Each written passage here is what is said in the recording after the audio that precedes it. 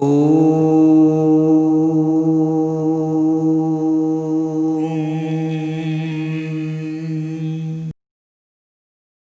who knows one knows everything.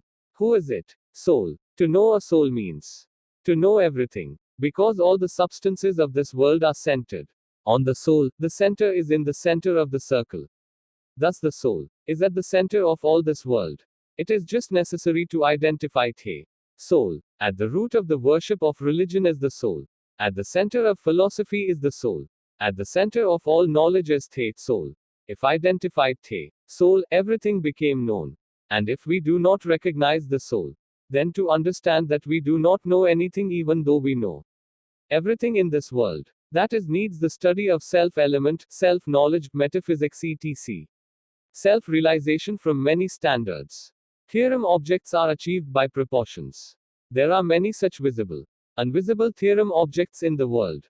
It can be known by various standards. These proportions are mainly known as both direct and indirect. We have thought of real proportions. Now, how does self-realization happen with the standards of conjecture, memory, logic, reciprocity, and agam-gen theology? Let's think about it. Self-realization, by conjecture. Getting knowledge of the object from the scope of the coordination. Rule of the curable and the tool is called inference, for example. We predict fire with smoke.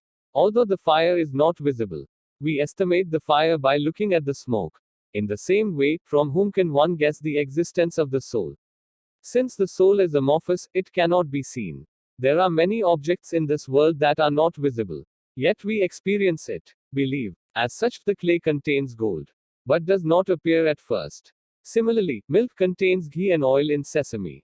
In the same way, this body contains the soul, like fire in two bamboo sticks. In the same way, this soul resides in the body. The one who knows this is the scholar.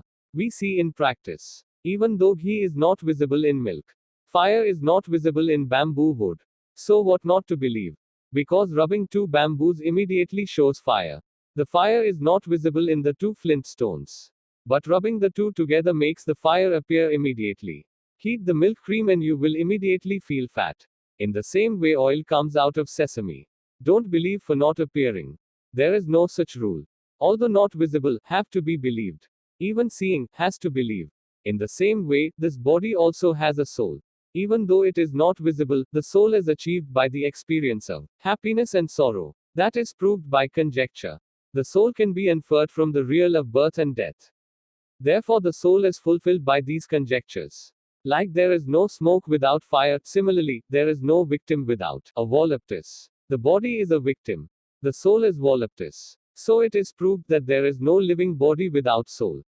That is, soul, who does love, feeling, affection, like, dislike, etc. What is love, feeling, etc.?